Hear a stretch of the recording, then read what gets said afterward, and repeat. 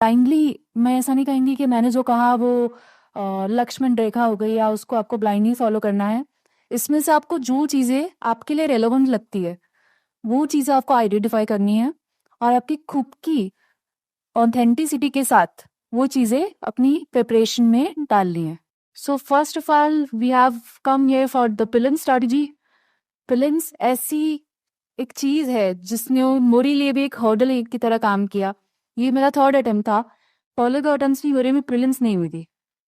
So this was no first mains. तो पहले attempt में प्रीलिम्स न होने का कारण था कहीं ना कहीं मेरी लैक ऑफ प्रिपरेशन।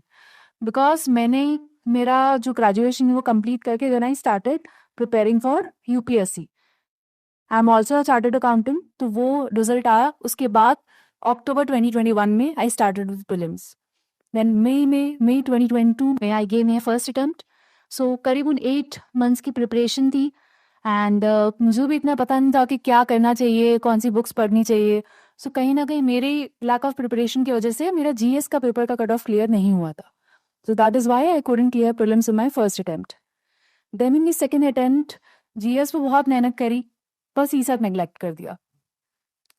सीसैट में मुझे ये लगता था कि मेरा रीडिंग कॉम्प्रिहेंशन स्ट्रांग है, रीजनिंग वाला पार्ट स्ट्रांग है, पर क्वांट थोड़ा वीक होगा तो चल जाएगा क्योंकि वो तो क्वालिफाइंग पेपर होता है। तो यही सोच के मैं चली गई और वही चीज़ मुझे बैकफायर कर गई।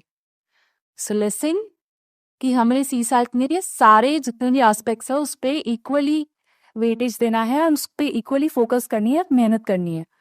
सो सेकेंड अटेम्प्ट में जीएस का कट ऑफ क्लियर हो गया था बट सीसैट रह गया, उस वजह से वापस प्रीलिम्स नहीं हुआ। फिर थर्ड अटेम्प्ट में मुझे समझ आया कि जीएस के साथ साथ सीसैट पे भी उतनी ही मेहनत करनी है। फिर वो गलतियां सुधारी और फाइनली मेरा थर्ड अटेम्प्ट में प्रीलिम्स क्लियर हुआ। तो यहाँ पे भी कितने बच्चे ऐसे होंगे जिन्हों अगर आज उनको मेंस का पेपर देने को बोलो तो मेंस का वो इतना अच्छा लिखेंगे कि रैंक लेके आएंगे, बट प्रीलिम्स की वजह से कहीं ना कहीं रुके हुए हैं।